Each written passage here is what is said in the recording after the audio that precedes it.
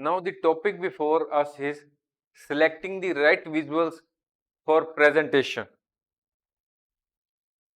First point is, if you are presenting data, charts or graphs may be more effective than images. It means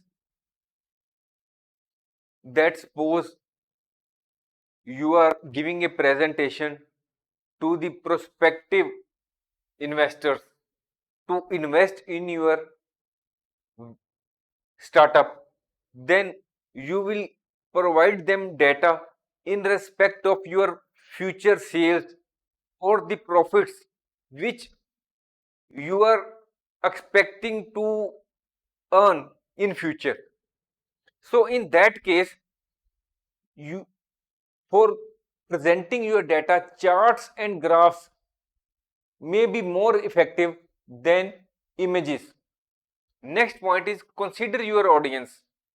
If you are to give your presentation before the younger audience, then you should choose the visuals which are dynamic. If on the other side, older audience is your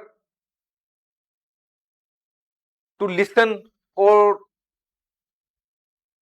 the aim of your presentation is older audience, then you should prefer choosing more traditional visuals.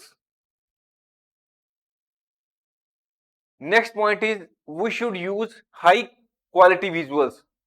If we use low quality visuals, then the images will not be proper or the graphics may appear blurred. Fourth point is, we should use relevant visuals which give value to our presentation. If we use irrelevant visuals, they may distract or confuse our audience.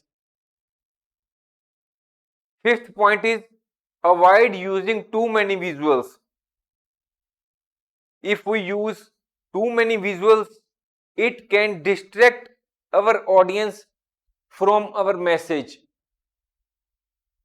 Next point is, use the same font, color scheme and layout for all of our visuals.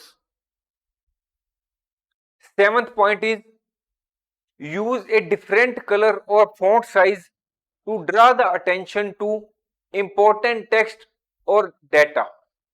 That is, we are to highlight the important text or data, and for that purpose we can use different color or different font size.